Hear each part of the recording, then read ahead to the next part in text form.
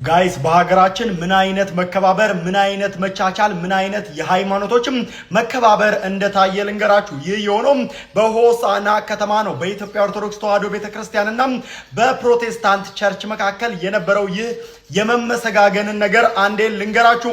እንደሚታወቀው በሆሳና በኢትዮጵያ ኦርቶዶክስ ተዋሕዶ ቤተክርስቲያን በሆሳና ከተማ በድምቀት እንደሚከበር ይታወቃል።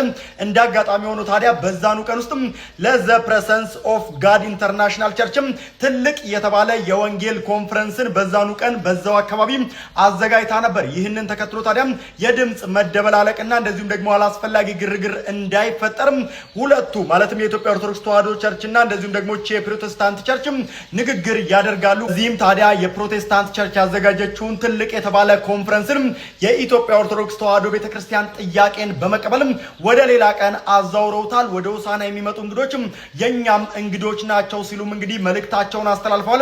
በሆሳና ከተማም ታዲያ ይህ ትልቅ የተባለ እንግዲህ መከባበርን ተመልክተናል። እንደዚህ አይነት መከባበርም እንደዚህ አይነት መዋደድ በጣም ነው የሚያምርብን።